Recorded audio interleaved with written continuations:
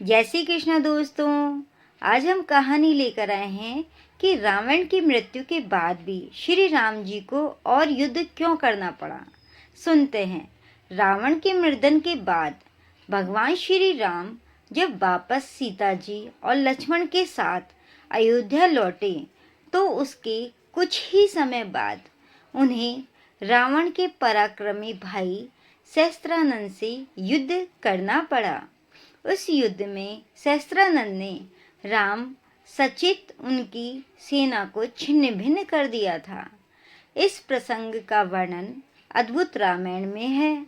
ये संस्कृत भाषा में रचित 27 सर्गों का काव्य विशेष है। इस ग्रंथ के प्रणेता वाल्मीकि जी थे, लेकिन ग्रंथ की भाषा और रचना से ऐसा प्रतीत होता है कि बाद में अद्भुत रामायण की रचना की गई, पहले नहीं की गई, ये रचना बाद में की गई।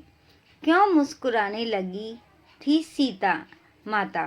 दरअसल राज्याभिषेक होने के उपरांत जब मुनिगण राम के शौर्य की प्रशंसा कर रहे थे तो सीता जी मुस्कुरा उठी। इस मुस्कुराहट में रहस्य था। जब राम जी ने सीता जी से हंसने का कारण पूछा तो पूछने पर उन्होंने जो जवाब दिया उससे श्री राम जी को एक और युद्ध की तैयारी करनी पड़ी। दोस्तों, आगे की कथा सुनने से पहले हमारे चैनल को सब्सक्राइब कर दीजिए और लाइक कर दीजिए और बेल आइकन दबा दीजिए, और आपकी इच्छा हो तो हमारी कथा को शेयर कर दीजिए, लेकिन सब्सक्राइब करना ना भूलें। आगे की कथा है। रावण की मृत्यु के बाद जब राम जी का राज्याभिषेक हो रहा था और खुशी का माहौल था, तब सीता जी ने राम से कहा कि केवल रावण के मरने से युद्ध का अंत नहीं हुआ है, बल्कि उसके एक प्लैंकर भाई से युद्ध की तैयारी कर लीजिए।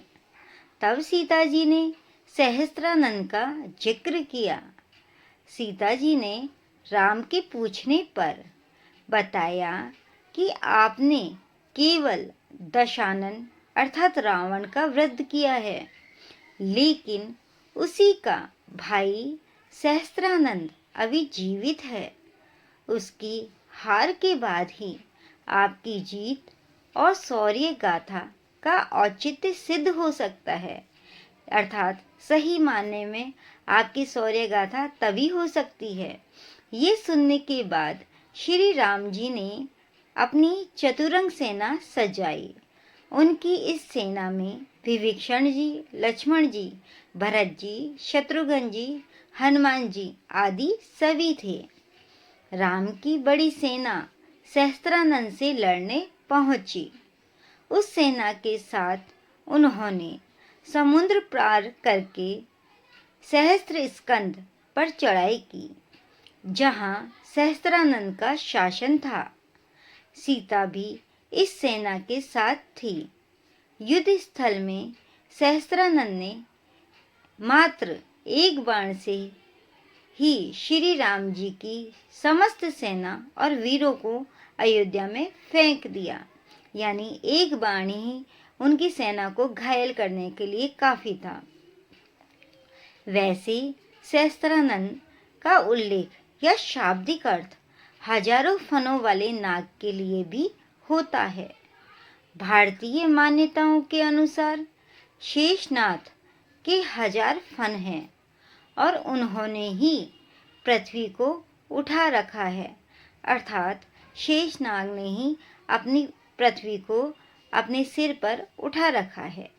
सीता जी ने जब युद्ध क्षेत्र में अपने पति श्री राम जी को अचेत देखा तो वह बहुत कुपित हो उठी। उन्हें बहुत क्रोध आया।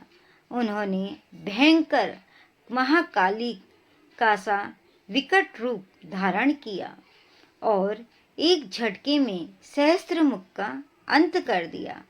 अर्थात सीता माता ने माँ काली का रूप धारण करके और एक ही क्षण में सहस्त्रमुख का अंत कर दिया। सीता जी ने काली का रूप धरकर उसे मारा। अद्भुत रामायण कहती है कि रणभूमि में केवल श्री राम जी और सीता जी रह गए थे। राम जी अचेत थे। तब सीता जी ने असिता अर्थात काली का रूप धारण किया और तब सहस्त्रमुख का वध किया। कई काव्य ग्रंथों ने भी इसकी चर्चा की।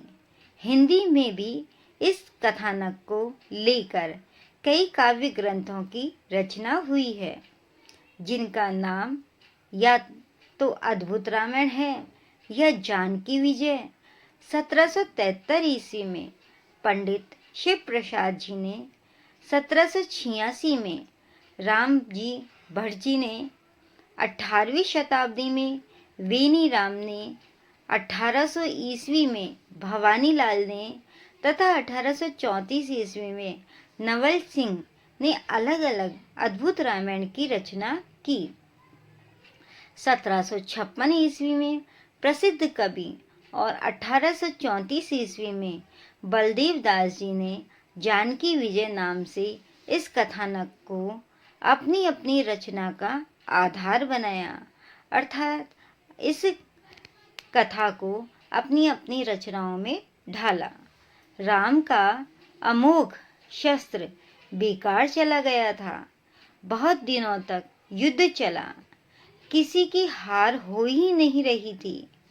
राम के पास रावण वध के निमित्त अगस्त मुनि द्वारा दिया गया जो बाण था, उन्होंने सहस्त्रमुख पर चलाया, किंतु सहस्त्रमुख ने उसे अपने बाएं हाथ से पकड़कर लिया, अपनी एक जांघ पर रखकर तोड़ डाला। यानी कि जो अद्भुत बाण था उसको भी उन्होंने एक हाथ से पकड़ लिया और अपनी जांघ पे रखकर उसको तोड़ दिया। अमोघ अस्त्र के नष्ट हो जाने से राम जी निराश हो गए। फिर सहस्त्रमुख ने जो एक बाण छोड़ा, जो राम की छाती को भेदता हुआ पाताल में चला गया। राम जी अचेत हुए तो सीता माता कुपित हो गई। राम के अचेत होते ही हाहाकार मच गया। हाय ये क्या हो गया, हाय ये क्या हो गया, ऐसा कुछ हो गया। सहस्त्रमुख युद्ध क्षेत्र में खुशी से नाचने लगा। तब सीता जी ने कुपित होते हुए भयंकर महाविकट का रूप धरा, अर्थात काली का रूप धरा और एक साथ उसके 1000 सिरों को एक साथ काट दिया। इसके बाद उन्होंने अन्य योद्धाओं का भी संहार करके मुंडों की माला धारण की। माता सीता जी ने बहुत ज्यादा क्रोधित थीं, तब उन्हें रोकना मुश्किल लग रहा था। तब चेतना में वापस आए श्री राम जी ने सीता जी को शांत कराया। उड़िया विनका रामायण में इसका वर्णन किया गया है। जब ऐसा लगा कि सीता के इस गुस्से से पूरी पृथ्वी का विनाश हो जाएगा, तब मैं ब्रह्मा ने अपने स्पर्श से श्री राम जी को चेतन अवस्था में वापस लौटाया।